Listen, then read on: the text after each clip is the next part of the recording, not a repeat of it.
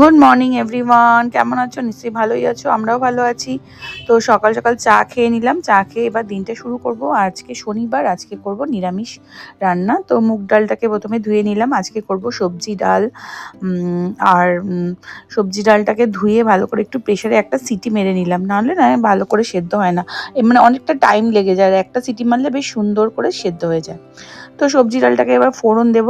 আর সবজিটা যেটা ইউজ করেছি সেটা কিন্তু ফ্রোজেন ভেজিটেবল। তো আমি এই ফ্রোজেন ভেজিটেবলগুলো ইউজ করি। তো এর মধ্যে থাকে হচ্ছে গাজর, বিনস, ক্যাপসিকাম না, গাজর, বিনস, কড়াইশুঁটি আর ফুলকপি। তো সেগুলো দিয়েই সবজি ডালটা করে নেব। আর তার সবজি ডাল ছাড়াও করেছি পটলের তরকারি করব। পটলের তরকারি বলতে আজকে করব হচ্ছে দই পটল। তো দেখো ডালটা হয়ে গেছে, তার মধ্যে ঘি, গরম মশলা একটু ওপর দিয়ে ছড়িয়ে দিলাম। তো ডালটা হয়ে যাওয়ার পর আমি এখন করব দই পটল। তো দই পটলের জন্য পটলগুলোকে ভেজে নিয়েছি। আর দই পটল এর এখানে মশলা, কাজু আর ধনেপাতা কাজু, কাঁচা লঙ্কা আর একটু দই দিয়ে পেস্ট করে নিয়ে আর একটু জিরে ধনে দিয়ে করেছিলাম। তো এই রান্না। তো আর করেছি ফুলকপির তরকারি। তো বাজে এখন 1:30, আমার রান্না বান্না সব হয়ে গেছে। তো শুধু বেগুন পোড়াটা দেবো। বেগুন পোড়াটা এখন আর করবো না, রাতের জন্য করবো। বেগুন পোড়াটা দিয়ে রাখবো।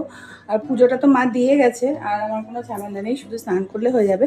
তো চলো তোমাদেরকে এক ঝলক রান্নাগুলো দেখাই, ঠিক আছে? এই যে বেগুনটা একটু পরে ভাজছি, আর এই যে এটা সবজি ডাল করেছি, ফুলকপি আলুর তরকারি। আর এখানে পটল, দই পটল করেছি। বেগুনটা খালি খাওয়ার সময় ভাজবো। যাওয়ার সময় বলছে বেগুন পোড়া দিলে না, যে বেগুন পোড়া দেবো, বাট এখন আর করবো না, রাতে আর কিনোয়া করবো, আর জিয়ার জন্য ডালিয়া। তো এই দুটো করা বাকি আছে। আজকে অনেক রান্না বান্না হয়ে গেল।